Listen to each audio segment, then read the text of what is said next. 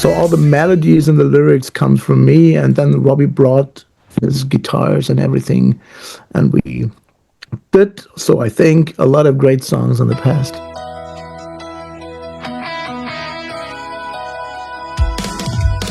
It should be adult, Yeah, like adult-oriented rock, that's AOR, what it is. It's ultimately, amazing. you know, Yeah. exactly. And we want to leave them with, you know, just parts of our view of grounded reality, but also feel them empowered the same way. Like, do the stuff you want, chase the stuff you want. But Hey, this is Sebastian for the Metal Gods Meltdown, and today I am joined by Steve! and Chris, both from Frontline. Exactly. It's great to be chatting to you today. Burning Horizon was the spark of this comeback, yeah? Once the track was released and seen, the comments from fans and media, it must have felt quite amazing. It must have felt, why have we been away for so long, yeah? Absolutely. Just when I'm speaking for myself, I was really scared, and I was looking forward to get the first response, and most of them were unbelievable great, and I was really relieved. So I thought, okay, mission accomplished. Yeah, and I think the song really has an interesting attitude. I mean, it's all about, you know, chasing something bigger, even if you don't fully understand yet what you're chasing. The tension, that's why we called it Burning Horizon in the first place, because it's kind of the inner fire that doesn't let you stop chasing whatever you want. So that it's a special song for us. Yeah. Can you tell us a little bit about the video? Did you get over? Obviously, it's been filmed in the States, yeah? Yeah, Chris, you're the technical master. Yeah. So the video is very interesting. So we did it with, you know, a lot of new technology, obviously. I thought so. It looks good. Yeah. Of course. Because, you know, I think today, so it is really great that you have these tools at your hand, but it's very important that you as an artist still are in the driver's seat. I mean, it's you as an artist. It's you that people want to see, hear, feel, both on stage, which, you know, we're going to play at the, you know, Frontiers Festival in Italy, in Milan very soon. So you're having the on-stage experience. That's, I guess, one of the strengths also of this band. But then also digitally, yeah, of course, they want to, you know it's you. And then at the same time, you want to make sure it's something special, because the song is something special. Yeah, we try to make the song special, the lyrics special, the melodies, and same with the video. And I think we did a decent job with that. Yeah. I love it. So is the video, are you actually in the States, or is it AI then? It's a mix between our own personalities and like a CGI movie in the past. It looks really good. It looks, you got really like. So we had the problem that we didn't have so much time to make a video, because even signing the contract, it was a really quick decision. So we had just a short time to make this video happen, and so we decided we can make a simple video on a stage, just some lights and everything, but we thought it is not spectacular enough after 20 years to come back with just a kind of video. A lot of people said, oh, it's probably with CGI or artificial intelligence or something like that, and I said, guys, 40 years ago, Peter Gabriel did a video, Sledgehammer, and a train was running around his head. Do you really think that this is was really happened? So it's a video, is something special. It's a piece of art. Good point. And we would like to make something that you can remember, not just just like 20 or 30 or 1,000 bands before, just on a stage in a little hall or something like that. So after 20 years, we said we have to make in a short time a really pretty impressive video, as good as we can. Well, it's definitely worked. You've had thank you very much. You've had really good comments. You've had really good comments, you know, and people actually, it's good. So amazing. And then of course you've released the gloriously named 2 tickets to the Afterglow. There's a clear enthusiasm for your return, especially with that track, Well, it was with the first one, but you know what I mean. And again, how pleased are you with the responses for that? Chris, come on. Yeah. I think it's following up on the idea actually of Burning Horizon, and that's also why we had chosen it as a second single, as a follow-up single, because this one is following on the idea, not being perfect but moving on anyways. So Burning Horizon was more about chasing dreams, making sure you don't stop, you should go after it, whatever it takes, be ambitious, be courageous, all that stuff. And then Two Tickets is kind of following up with the idea, okay, not being perfect but following up anyway. So the entire, if you look back at the releases, you will see that there is some story arc to the album, to the releases. Yeah, exactly. It's a visual storytelling, because when you transport with your lyrics a story, you want to give them a view. You want to give them something that you can remember. It's a story. When you're just playing on a stage every single time, the people says, "Oh yeah, it's real, it's blah blah blah," something like that. But a video is just, as I even mentioned, it's just a piece of art. Yeah, of course. It should transport the story. So, and the story of Two Tickets to the Afterglow, I was a couple of months ago, I was in Japan. Okay. And so I was coming to the idea, let's make a video like in Japan and tell the story Two Tickets to the Afterglow in Tokyo or something like that. Yeah. So that the people can remind us, oh, you've seen this wonderful picture, this wonderful site of Tokyo, or the situation where the band is, or even the fireworks or something like that. But just to tell a story. It's like every little song has a piece of story, right? You don't write lyrics, just blah, blah, blah. You just think about it, and even for the third single, it's a love song. So why a love song? Every single person, you, Seb, Chris, me, we have wonderful stories in our life, even bad or good stories about a love story. So we want to write about real situations, real stories, and we would like to give them a real picture. Awesome.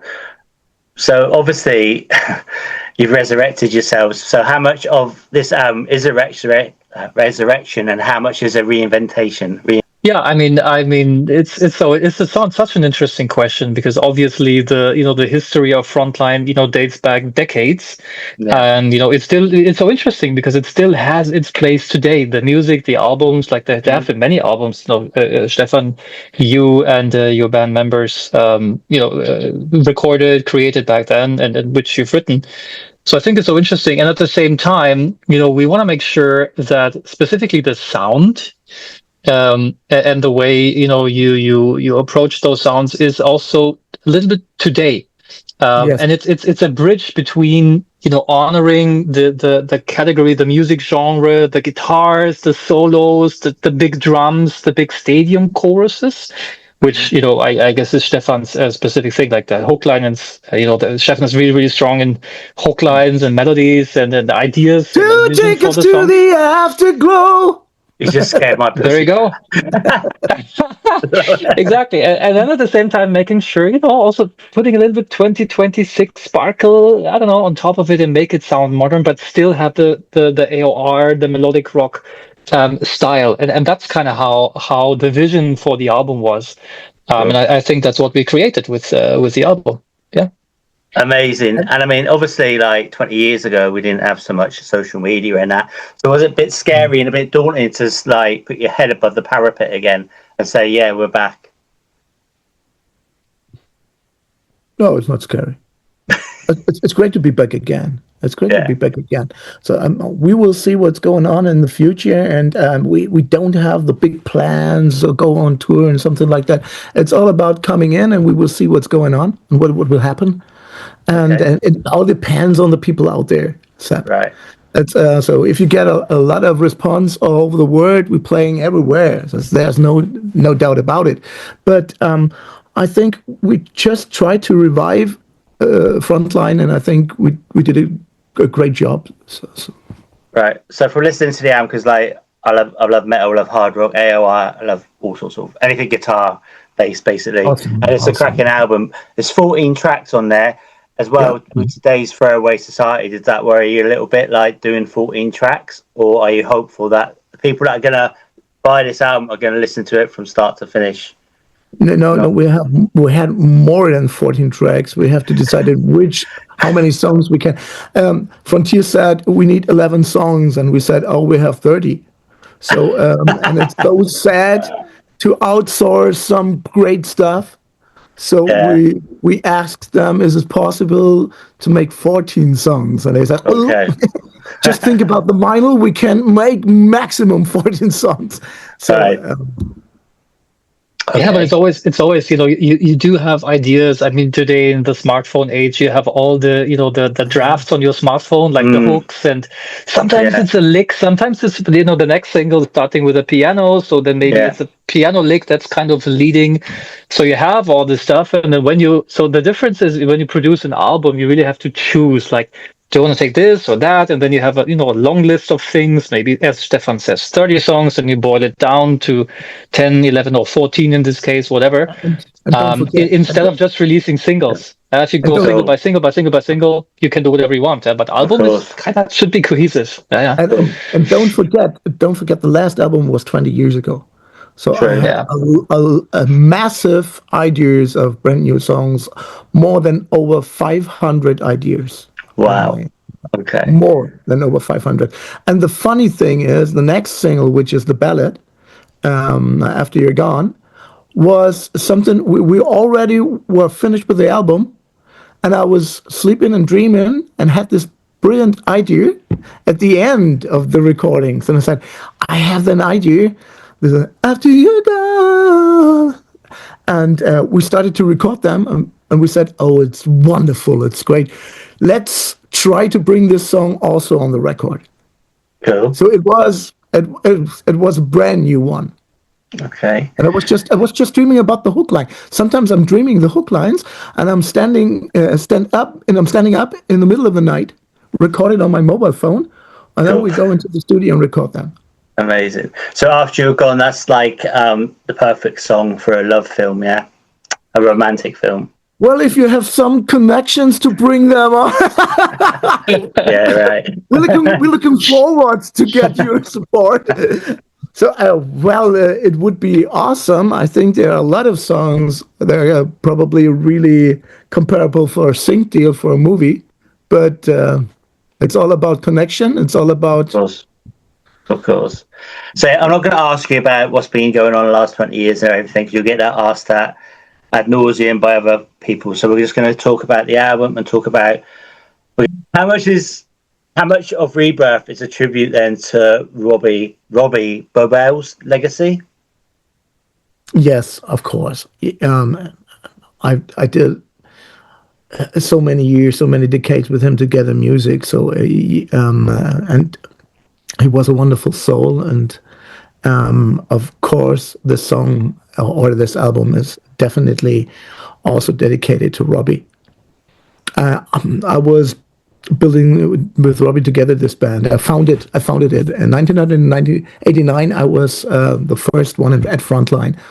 I founded Frontline, and I was watching from some different musicians who can bring life to this band, and I was writing all the stuff, and Robbie was the last in the band. Okay. Was the last one, but it was really clear at the beginning that the two songwriters is me and Robbie, and we wrote all songs together. The reason Robbie wasn't speaking English pretty good, it wasn't so, and I was writing all the lyrics, and I was responsible for all the melodies because I was the singer, or I am the singer. At the past days, I was the singer. So all the melodies and the lyrics come from me, and then Robbie brought his guitars and everything, and we did, so I think, a lot of great songs in the past. Amazing. And do you think he would approve of this new chapter? I hope so. I'm sure he does. I hope so. All right. Yeah. Okay. So but how do you... Only heaven knows, you know. Exactly, yeah. How do you want fans to feel then when the final track then it fades, how do you want them to feel? Like chilled, excited? Yeah, I think the first one is pretty accurate. Maybe inspired is also a good word. So the entire thing, all the songs are always in the tension between doubt and decision, going forward, but not being too positive and wishy-washy, but just grounded in reality. Reality is sometimes struggle. It's positive, it's beautiful, but there is real struggle in life. So Of course. we want to acknowledge it, and we don't want to paint a too positive picture. Yeah. We also don't want a negative picture, like saying everything is fine. There's flowers everywhere. That's also not true. So it should be adult. Yeah. Like adult-oriented rock, That's AOR, what it is. It's amazing. Yeah. Exactly. And we want to leave them with, just parts of our view of grounded reality, but also feel them empowered the same way. Like, do the stuff you want, chase the stuff you want, but make sure you still live in reality, not somewhere completely else off the charts. So that's kind of the feeling we want to convey with the entire album. Yeah. Awesome. And I've seen like the comments on YouTube. I mean, you've got a lot of fans out there still, which is brilliant. So they're going to be mega excited for the release. What do you plan to do on release day? Have you got anything planned, like a live feed or a podcast or something like that? That's a good idea, by the way. question and answer sort of thing, yeah? Yeah, that's a good idea. So far, we did not plan anything like that, but it's a good idea. We have to hire you as our brand new social media manager. Yeah, man. Yeah. All right. I'm really impressed, Sebastian. Thank you. But that might be an idea, mightn't it? Because especially these days, just to get the message out there. What about Frontiers Festival then? That sounds like that's going to be amazing. How excited are you to be going to Milan, you lucky devils? We're looking forward to go to Milan. Of course, first of all, I'm looking forward to see Serafino once again. I saw him last time, it's more than 20 years ago. Really? Wow. And it was really, really unbelievable because we finished the record, and we sent it to him the demos, and he said, I'd like to have this album, and just in 9 minutes or something like that, I got the response, and we were absolutely happy to be back again, and we will see what's going on in Milano, because we heard that a lot of people will be there who wants to see us. Mm-hmm. Even guys from Mexico, Greece, all over the world. It's really weird. And I'm also looking forward to hear all the others great bands. There will be Starship, Night Ranger, the Nelson Brothers, then what else was that? Robin Beck's, I guess, or Robin Beck's going. Yeah. I'm looking forward to see all these guys. Yeah, amazing. We are not just musicians; we're also fans too. Of course. Okay, then. So the next question is, what's on your tour rider then? Have you got anything special planned in Milan? Because you're in Italy, you've got to have some pizza without pineapple. We just don't want to eat at the stage. We will play some songs. Boom, boom. You know what I mean. But maybe some pasta too. Yeah. Well, I'm part Italian, so we have a spot of 45 minutes, I guess, and we play as much as we can, and we would like to have as much fun as we can get. Hey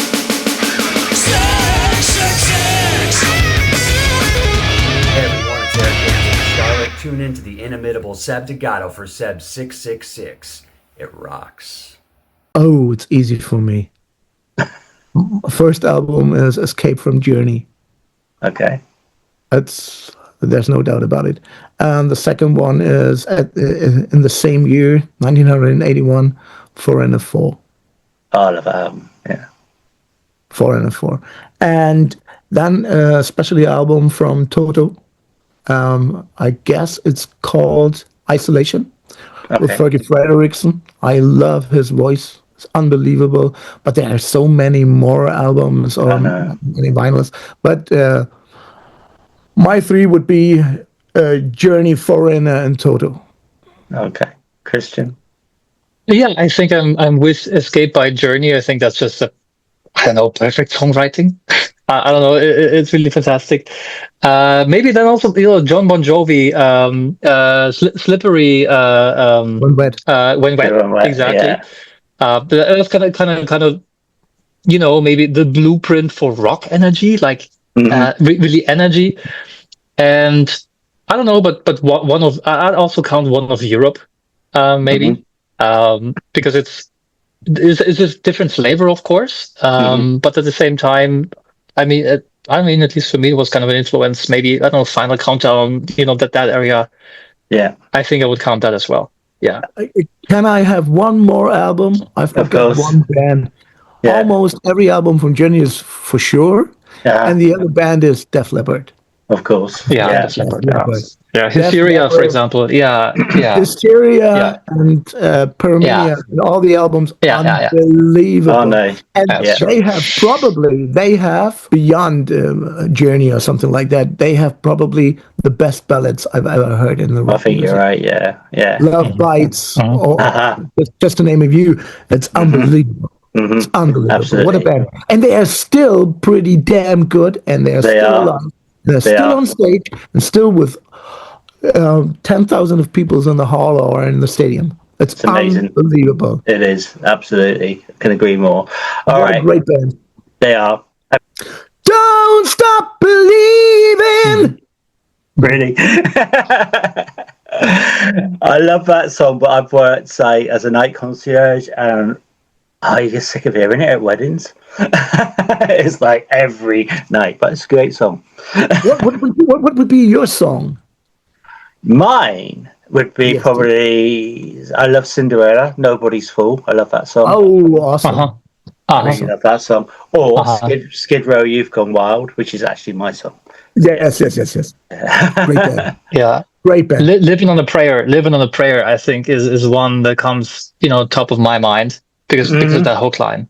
I don't know. The entire world knows it. It's I don't know. It's just amazing. That's the first one I think. I see a brand new site on my band colleague Chris. I never thought that he said "Living on a Prayer" from Bon Jovi. Oh yeah, it's so cool. I'm really surprised, by the way. Okay. I mean, you said "Don't Stop Believing." That's awesome. Don't Stop Believing is just the song structure, the writing. That's I mean, wow. There are two songs, two absolutely anthems at this 1981. It's "Don't Stop Believin'" and "Jukebox Hero" from Foreigner. Oh yes, that's a good song. Fucking believable. Yeah, that is a good song. Absolutely. Yeah, totally. So how many are we up to now? So we've got one more each, yeah, I think. I can take Wind of Change simply because my parents listen to it. You know these kind of songs that you hear as a kid, and you just it's in your brain and you cannot get out. And when you go to sleep, you hear the whistling, and when you stand up, you hear it again. I don't know. So that's definitely Wind of Change. All right, yeah. I think I prefer them playing that live than the actual. You know what I mean? Yeah. Oh, I forgot Gary Moore. Oh, shame. Okay. Empty Rooms. Empty Rooms, yes, but Out in the Fields. Oh, yes. Unbelievable. It's one of my favorite songs of all time. It's a fantastic song, and I can hear this song on and on and on and on. Going through my vinyl the other day and my singles. I've got it obviously from when it was released, 1984, 85, and it's cracked. I love that song. Yeah, I do too. Right. Yeah. Okay, so now these are 6 fun, right? 6 random. Do you prefer a festival or a sweat-soaked intimate gig? Either. I like just. I can start. Yeah, I can start. If I would have to choose between a festival or an intimate, a club gig, I think I would go for the festival just because of the energy. Mm-hmm. Stephen? I would like. I go with the intimate festival. Just to be difficult. Sweden Rock Festival. A mix between both. Sweden Rock Festival. Have you been signed up for that? Not yet. Never know. That'd be good, wouldn't it? All right. So, do you prefer vinyl or digital? Vinyl. Yeah, vinyl. Vinyl, absolutely vinyl. Yeah, vinyl. No doubt about it, vinyl. Yeah. Sounds better, it's organic. I like vinyl way much more. Yeah. Okay. If there was a song, like a made-up song about your personality, what would it be called? Don't Stop Believing. There we go. Yeah. Don't Stop Believing, because this is my credo. Okay. Never give up, never surrender, like Winston Churchill said. Winnie back. Anyway, that's another story. Yeah, but yeah, never surrender. Yeah. Right. Of course. What about I totally agree with you. Yeah. I think mine would be around I don't know, never surrender. I think even Don't Stop Believing would be fantastic, but never give up, don't surrender, around those lines, I guess. Oh, okay. Do you prefer tour exhaustion or studio madness? Ooh, that's a tough one. No, it's not a tough one. I think I prefer the studio one, and I can tell you why. Because it's all about creation. Mm-hmm. You can create something new, and these thing of unknown, what's going on in the next few minutes or hours or something like that, and you writing a song and you don't know how the direction is going on, and at the end you fix a song and you hear it sounds unbelievable. This kind of creation, this kind of experience is unbelievable. Brilliant. Yeah, I have to agree, because it's about the creation process and the creativity. So yeah, I'll take the studio. I love it's a hard one, but I take the studio. Yeah. It's great to be in contact with the people out there, right? Mm-hmm. Because this is why you making music. But the creation thing in the studio is something special. It's really intimate, and it's unbelievable, because it comes from your heart. It's a piece from your heart that you try to create, and you hope that the people like it out there. So that's great answer. If you were an instrument, what would you be? I've had some rude answers, so a pipe. Exactly. A Scottish pipe. A Scottish pipe. Of course, my friend. Of course. Genau. I think it would be a drum kit. Because you need to do because there's cymbals and all that stuff, and the snare and the drums, so in the toms and stuff, you need kind of hit at the right time, the right things in the right order. So I don't know, I think I'm a drum kit. He's a really brutal one, because he always wants to hit Well, I was thinking that's beaten, yeah. yeah. Keep with your rhythm stick. Hit me hard and hit me quick. Exactly. 100%. 100%. All right. So the final one is: do you prefer ABBA or Hammerfall? Oh, the people will hate me. Please, guys from Hammerfall, you're really great, but I have to admit, I love ABBA. Right. Just because I can't tell you why, because it's a masterclass of songwriting. Okay. It's a masterclass of create unbelievable music for the eternity, and this is totally unbelievable. What they did, just the Beatles did that before, and it's a piece of art, a piece of. Even if you are into rock music or heavy metal music, trust me, you are on a party and they play Dancing Girl, and you cannot sing, not sing to it. Dancing Queen cannot not sing to it, can you? Dancing Queen, and they will sing along. They will sing along. They will dance along. Maybe they need 2 or 3 beers or something like that, but they will. Yeah. Okay. Yeah, and ABBA, they make it feel simple, like the melodies or sometimes even the structure of the song, but they're nearly perfect. in terms of, structure and melody and how you can remember them. So it's actually quite hard to make something simple that's good at the same time. You can make simple and shitty. It's easy. Just make shitty stuff. Yeah. But making it simple and, world hit, that's tough. And I think they managed to do it. So that's what I think why it's ABBA.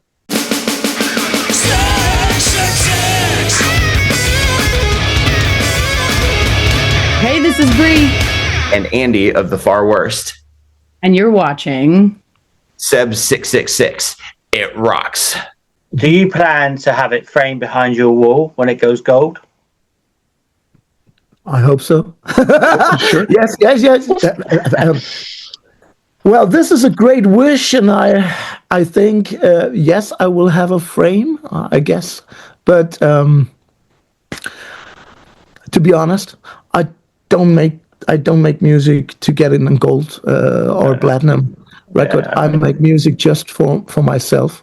Mm-hmm. And as long as I love to make music, I will make music, and it doesn't depend on getting an award or Grammy or something like that. No, it's bit yeah, I know what you mean. All right, I make music because I love music. Yeah, exactly. And if this is going to happen, then I'm a really lucky and happy guy. Absolutely. I remember who told you first it's going to happen. Okay. Keep your fingers crossed. Keep your fingers crossed. Exactly. Right. So, can you give me then 4 words to describe the new album? 2 each. Oh, that's you have. You two, Stefan, and to me. Yeah. Okay. I'll go with melodic and punchy. Right. Great answers. Emotional and passion. Love it. Yeah, that's great. All right. Well, I want to thank you so much for your time. When's the new single get released? Is that coming out soon? In a few weeks. Okay. We have to thank you, God, Seb. And it was God, great it could be God. It could be God.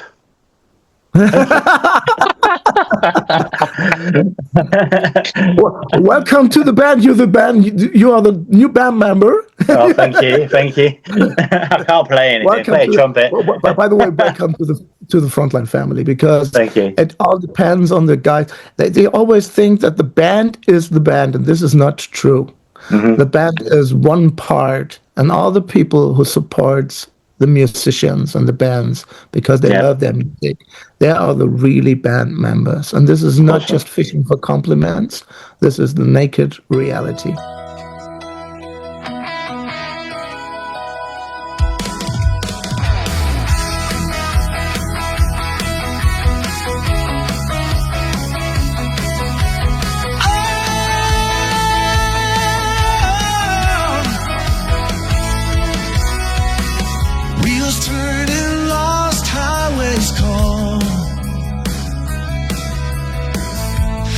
So deep, no stars.